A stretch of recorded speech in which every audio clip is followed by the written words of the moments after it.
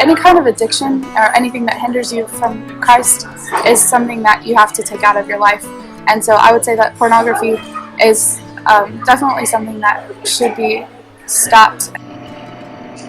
I would say that Christians should respond to pornography similarly to that of sex trafficking, and that porn is mostly sex trafficking. A lot of it isn't like people just want to be porn stars. There are some, but that's like a very small amount. Most of it's against the law.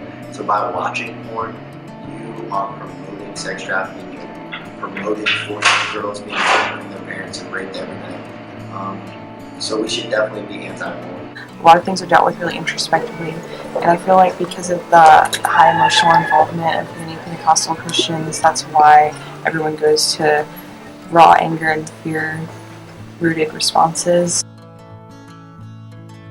I feel transgenders are just as much people as you and I are,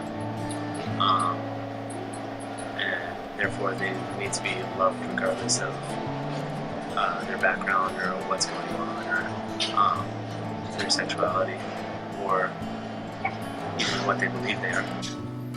I feel like God didn't screw up. That's not something that I've ever had to struggle with, and so I can't really relate, but I know that we're called to love even if we don't understand.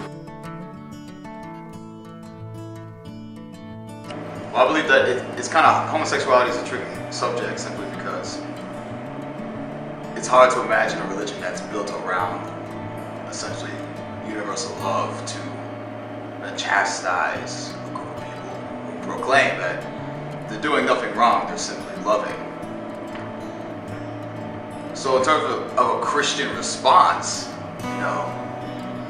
we technically, it should be an easy thing. We should just be saying, we'll love them.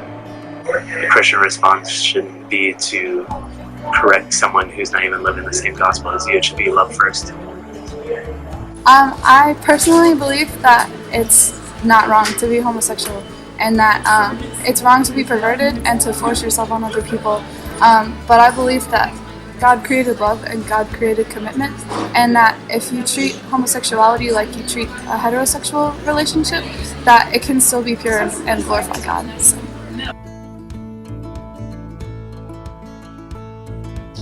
I feel as though some of them are slaves and some of them do it willingly, but either way they need love as much as anyone else, if not more so. It's a really sticky issue because you think, like in your mind, you're like, oh, we're gonna go and we're gonna rescue them, like, and we're gonna show them the love of Christ, and they're gonna be better, and they're gonna be healed, and it's not always that, because some of them choose not to leave. It's kind of like, how do I grapple with that? Personally, I can't even comprehend that. Be loving towards people in prostitution, because they probably aren't there because they want to be there. Don't make them feel like shame because of their sin, because it's the same as us being Pharisees. It's the same as us being religiously zealot.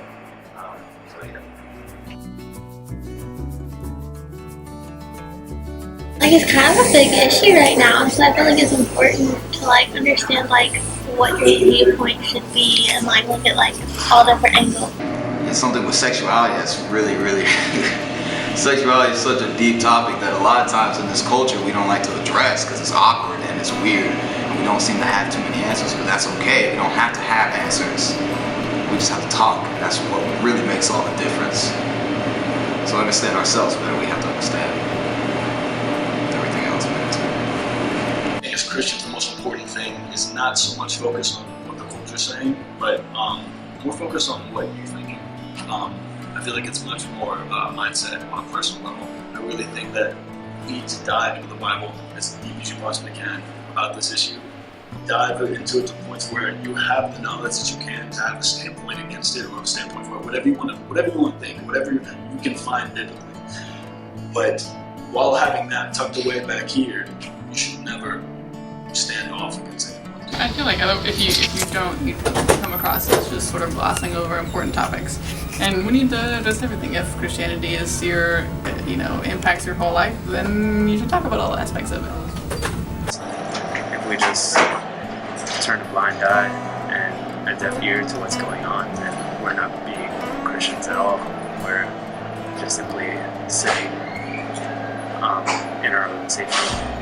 And Jesus told us to go out to love others, not just to love ourselves and think that we're better than everyone else, because we're not.